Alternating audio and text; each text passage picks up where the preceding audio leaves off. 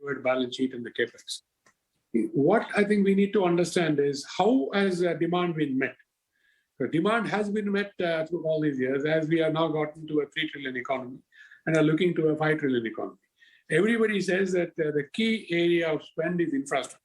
So I'll keep that aside for a moment. But let me put it in context. There are 4 spends that happen in an economy with a 25-year runway: water and agriculture, infrastructure, manufacturing, and in our context, given the push and the drive, the digital economy. These are the 4 areas where spend will happen. The big spend that you are mentioning possibly is in infrastructure and manufacturing, because digital is self-financing itself so far through equity, mostly coming in from abroad or some supplemented locally. So we're talking of infrastructure and manufacturing. Infrastructure, the big ticket spend has been by the government. And that is a consequence of what has happened over the last 10 or so years, where in a way the private sector and the banks burned themselves for a variety of reasons, which we may not go into. But I would think primarily assumptions made went wrong for a variety of reasons. Again, time is too short to go into those. So infrastructure will be led, as I can see, by the government, the big ticket spend. And part of it may come onto the balance sheet of the banks, but not the entire bit. Part of it could come from the marketplace. Then comes manufacturing. The manufacturing side, what has happened is that if you look at during the same period, the last 3-4 years, what has happened to the corporate balance sheet? Corporate balance sheets have been deleveraged completely. You know as well as I know that the year 2000, leverage was 3.8:1, debt to equity.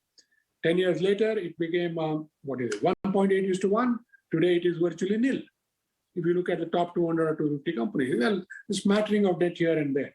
So what is happening? Corporates are throwing up free cash, which is going into, I would think, putting capacity at the margin. That is through, not greenfield projects, but through brownfield expansions, which is met through cash equivalents. The greenfield guys are still coming to the institutions of the banks, and these would be a large investments like in steel and so on. But even there, the leverage is completely different than from the past. So I would think a degree of patience is required here. A variety of projects will happen as this capacity gets used up. And as we move definitively from a 3 trillion economy towards a 5 trillion economy, a whole lot of investment will happen. In the meantime, last point that I want to make here, banks are not idle. My belief is banks will still grow at a 1.25 to 1.5 times the GDP growth rate. Some will grow higher, some will grow lower. Why is that? Because new areas of, I would say, activity with the banks are opening up, which my generation, it was not happening. Say 20 years back was not there, or was just fledgling. You know what I'm talking about. I'm talking of the retail customer, where say you are also serving that customer in a variety of ways. Did we have that sort of flows that you are having today into your businesses 20 years back? They were a trickle. Today, it has become a flood. So also has been the need for funds, become a larger for retail opportunities, whether it is homes, whether it is something to put into your home, things to move, or just to improve your lifestyle, as long as you can support it through your earnings.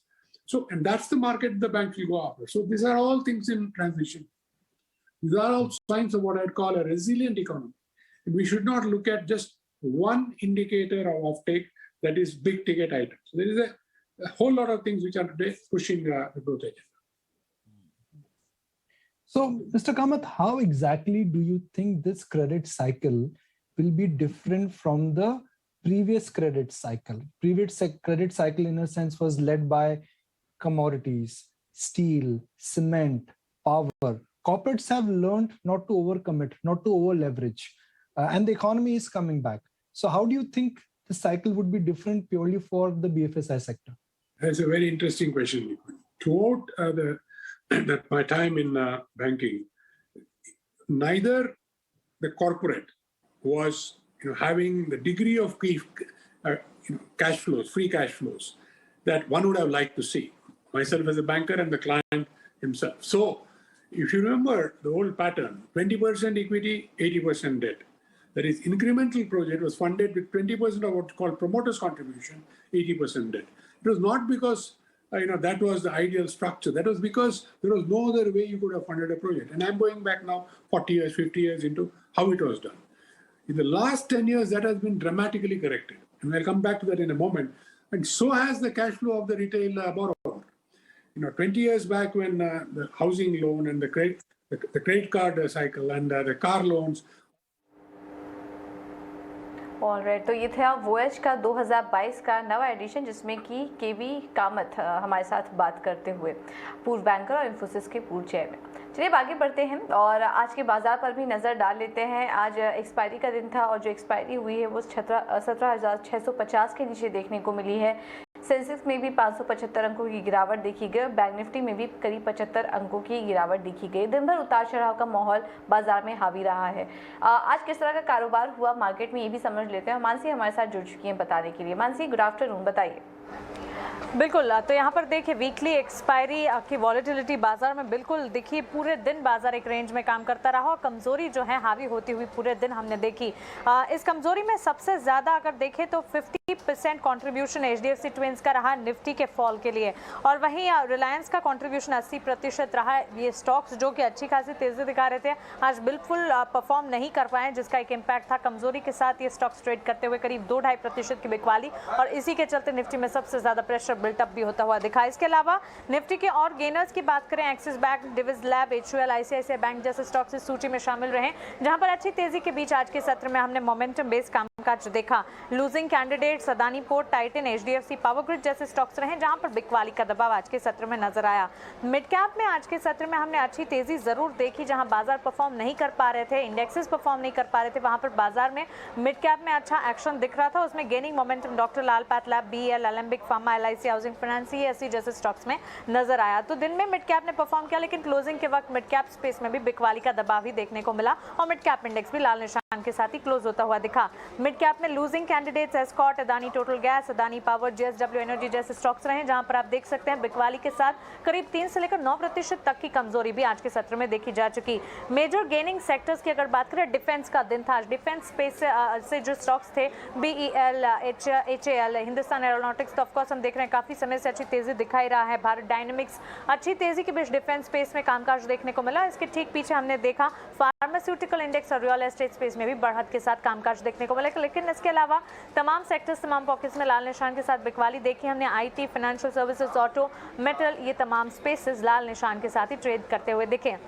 कल का दिन काफ़ी important है। RBI की credit policy आने वाली है, उसके एक दिन पहले ठीक हमने जो एक्सपायरी है, वीकली एक्सपायरी, उसका प्रेशर देखा। क्लोजिंग जब हुई तमाम इंडेक्स में बिकवाली का दबाव रहा, लेकिन कल अब क्रेडिट पॉलिसी का बाजार पर कैसा इंपैक्ट पड़ता है ये देखना काफ़ी इंपॉर्टेंट होगा। बिल्कुल, तो कल एक इम्पॉर्टेंट इवेंट है, RBI की पॉलिसी है जिस पर कि हमारी नज़र रहेगी। और आज के कारोबार में बात करें तो फार्मा और रियल्टी, ये दो सेक्टर थे, रियल एस्टेट, यहाँ ये दो सेक्टर थे चूँकि अच्छा कारोबार कर रहे थे। वही आज दिन भर IT, फाइनेंशियल स्पेस और इसके अलावा ऑटो और मेटल सेक्टर्स ने दबाव बनाने का काम किया। लेकिन कल एक अहम इवेंट है, RBI की पॉलिसी का आउटकम आने वाला है। 3 दिवसीय बैठक हो रही थी, आज दूसरा दिन था और कल आउटकम आएगा इसका। लेकिन हमने इसके पहले एक पोल कराया, इटीना स्वदेश का एक पोल है, जिसमें कि हमने तमाम जानकार इकोनॉमिस्ट और मार्केट के दिग्गज एक्सपर्ट से बात की और ये जानने की कोशिश की कि वो इस बार की पॉलिसी से क्या उम्मीद कर रहे हैं। पूरी डिटेल्स लेकर अंकुर मिश्रा इस वक्त हमारे साथ जुड़ चुके हैं। अंकुर, बताइए। जी हाँ, मॉनेटरी पॉलिसी कमेटी का वर्डिक्ट थोड़ी देर में आने वाला है, लेकिन उससे पहले हमने एक पोल किया ये जानने के लिए कि आखिर क्या उम्मीदें लगाई जा सकती हैं पॉलिसी से। जो पहला सवाल हमने पूछा वो पूछा कि क्या रेपो रेट में कटौती होगी, तो 100% रिस्पोंडेंट्स का कहना है कि कोई बदलाव नहीं होगा। जो दूसरा सवाल था वो था रिवर्स रेपो रेट को लेके, वहाँ पर थोड़ा सा बटी हुई राय है, लेकिन 90% मानते हैं कि कोई बदलाव नहीं होगा और 10% का मानना है कि इस बार थोड़ी बढ़त संभव है। जो तीसरा और इम्पॉर्टेंट सवाल था वो RBI के रुख को लेकर, तो उसमें 80% रिस्पोंडेंट्स का कहना था कि अकोमोडेटिव स्टांस जारी रहेगा। हालांकि 20% का मानना है कि इस बार न्यूट्रल स्टांस में RBI शिफ्ट कर सकता है। RBI की क्रेडिट पॉलिसी से क्या उम्मीदें रखनी चाहिए इस बार? जो लगातार 11वीं बार कोई भी जो पॉलिसी रेट है उसमें बदलाव की उम्मीद नहीं है। इसके अलावा जो इंपॉर्टेंट चीज़ है कि अकोमोडेटिव रुख भी बरकरार रहने की पूरी तरीके से उम्मीद लगाई जा रही है, डिस्पाइट द फैक्ट कुछ लोग मानते हैं कि इस बार जो स्टांस है वो शिफ्ट होगा। कुछ इकोनॉमिस्ट को रिवर्स रेपो रेट में 25 बेसिस पॉइंट की बढ़त की उम्मीद है, लेकिन देखना ये होगा कि आरबीआई ये कदम उठाता है या नहीं। बॉन्ड मार्केट के लिए भी ज़रूरी कदम उठाए जा सकते हैं, क्योंकि बार बार गवर्नर जी ने कहा है कि हम जो इवोल्यूशन ऑफ यील्ड कर्व है उसको एकदम फ्लैट करना चाहते हैं। साथ ही साथ अगर हम आर्थिक रिकवरी और महंगाई दर पर कमेंट्री की बात करें तो वो एक इंपॉर्टेंट चीज़ होगी वॉच आउट करने के लिए, क्योंकि अभी ओमाइक्रोन का इम्पैक्ट कुछ फेड आउट होने लगा है। तो उसके बाद क्या जीडीपी के अनुमान में कोई बदलाव होगा, ये इस बार की आरबीआई की पॉलिसी में देखना होगा।